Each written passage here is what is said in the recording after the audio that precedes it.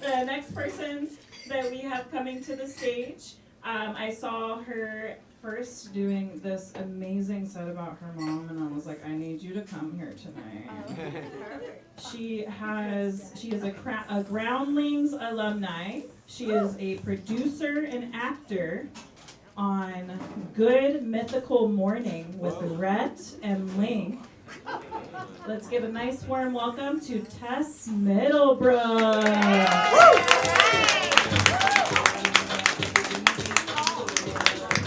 Hey guys, give it up for Ummi. This is so fucking awesome. It's like carte blanche, I get to talk about my mother. Oh, it's so good. Yes, I am a mother too. Is it Jocelyn? Yes, Jacqueline? yes. Good job. Thank you. Keep reading. Keep reading. I have 2 boys. It's a nightmare. Oh, Jesus Christ. Oh, no. They're 3 and 5. They're actually the greatest thing that ever happened to me. I tell them all the time, I love you most, but like individually. And I hope that one day they're like in their car having a conversation with, Mom said she loved me most. She said the same thing to me. No, she didn't. Can't wait for that argument. Just tell them the same information. Keep it equal. So I was thinking about this show, and I was like, gosh, so much trauma. Where do I start? Where do I finish? I only have 7 minutes. I can tell an elaborate one story. So I'll just run through the list. So I was like, I could tell the story about how my mom was a single mom. And I mean, that's loose. Because they got divorced when I was 3. And my mom was working because she was a baller. Like, my mom fucking closed. My mom could sell broken light bulbs to PG&E. Shit you not. She could sell anything. And she was a landscape designer, so she was a designer. She kind of talks like this, and she was really and she's a little bit of a narcissist, but who isn't? You know, it's a spectrum. It's a spectrum test. Okay. Right, I'm not all the way on the right. I fall middle left. You know, and it's true. She does. She would say, your father, he's more really deep in the spectrum.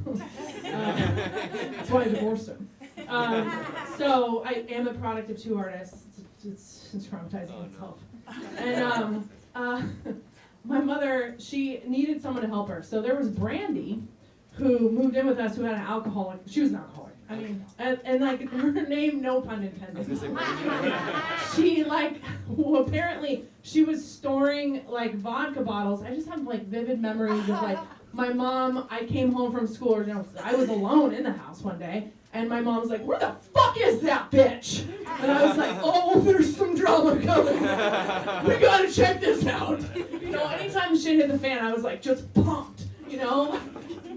I knew I was gonna be an entertainer because I loved any time the shit was just on fire, you know, because everyone's reacting, and so it's so cool. As a 6-year-old, now it was probably not a good environment, but like she opened up the drawer or the door of this overhead storage thing, and all these vodka bottles fell out.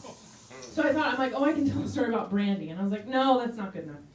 And then I thought, I'm like, well, I could tell a story about Jeanette, who came after Brandy, who was a live-in, like, nanny, who later I found out she was an undiagnosed schizophrenic, because she was asking me, and she was from Denmark, and she was obsessed with her T-bird, and it was really specific, and she was like, do you have voices that talk to you?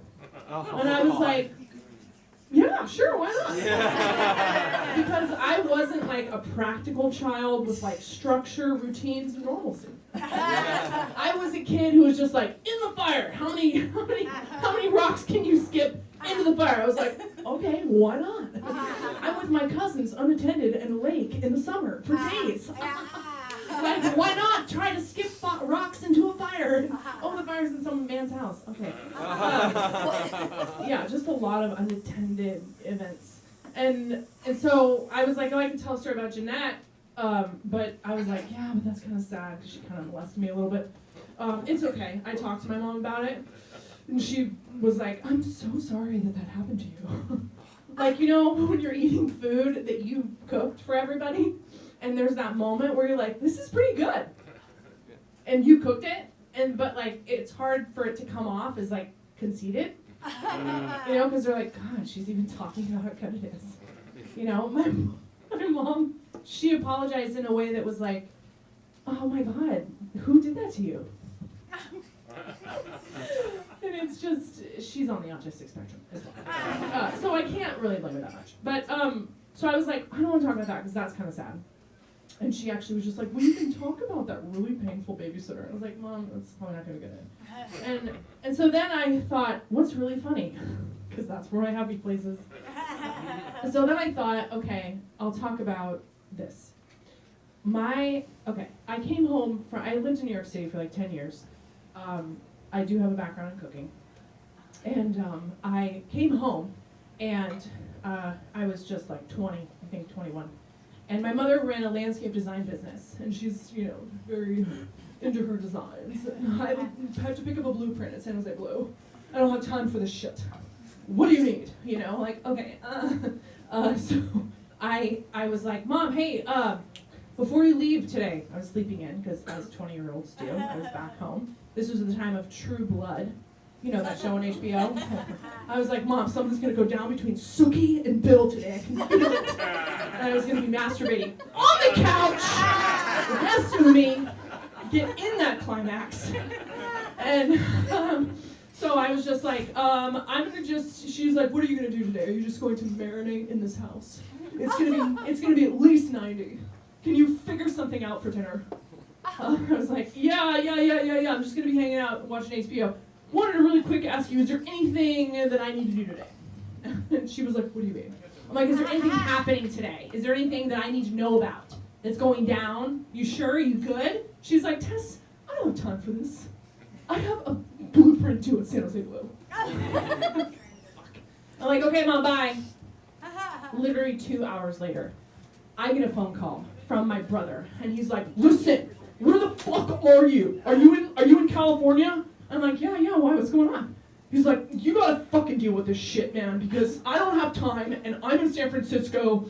When did you get in? I thought you were in New York City. I'm like, yeah, I got in last night. What's up? He's like, I just got a phone call from Mom's work. Apparently, there's a boulder delivery outside. And I'm like, a boulder delivery? You'd think you would have not missed that. And I said, is there anything going down today? At all. And so apparently it wasn't top of mind for her. There was something else that came before. So I'm like, impossible, I'll call you back. He's like, whatever, out. So I go outside in my pajamas, like probably my clit's hanging out at this point. I don't even know, because it's like brushing up against 1:30. And so I walk outside, and sure enough, there's a fucking semi with a forklift hanging off of it, and the guy's smoking a cigarette when he's pacing back and forth. When I walk up to him, I'm like, hi, is there some kind of confusion? Because this is a residential neighborhood. These are single-family homes. Where are you gonna put their fucking rocks the size of Texas, bro?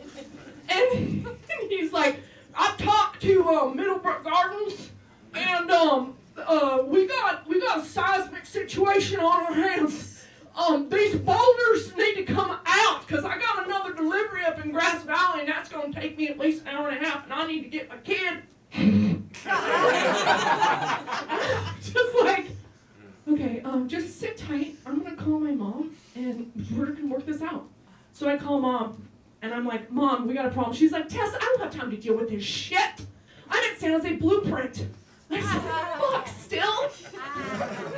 And she's like, what is it? And I said, Mom, there's a boulder delivery at the house. She said, oh, fuck. You know what, Tess? If this is all you got, you're in fucking trouble. You need to deal with this shit, girl, because I don't have time to deal with this. So you figure it out. If I come home and there is so much of a boulder in our garage, it's gonna be your ass. And I was like, hello? Great, par. Okay. So I go back outside, I'm like, listen, can we just do, can you cozy these up to the side of the house? Because I have a strong suspicion that these are supposed to go at a job site in Palo Alto, and somebody didn't get paid. Because invoices and QuickBooks aren't my mom's thing. My mom's thing is like, my mom's thing is like, I'm gonna show up with a check for $75,000. And I hope that's good enough for you. And the people who are just expecting to get paid are like, but it's made out to your business, and there's no pay to the order up. Like, it's just typical. Yes, she closed the deal. Is the money late? Yes. You know, it's like running an indie film with no insurance, but you like the director, kind of a narcissist. You know, it's a skeleton crew, the location's fucked up, no one's getting fed, and their coffee sucks. And somehow they get into Sundance, and you're like, yeah, it was supposed to be this way. We figured it out. It was good. She's great. I broke my leg. I'm on this stuff, you know, like, no one tells you about the shit, you know? So anyway, long story short, the boulders, she came home. The boulders, there was 3 large boulders, probably about like 3 times the size of this stage, on the street. And I was like, I'll just put like red cloth on them or something. Because like my dad picks up shit from Home Depot and he puts tags on that. And I just did that. I went back, finished watching Sookie and Bill.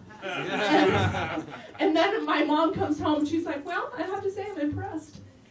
You want to go to Andale? Heard they have a really nice special today. And I'm like, yeah, sure, no problem. Because here's the thing. When you're raised by crazy and the crazy doesn't continue, you still love crazy. Thanks, guys. You can follow me at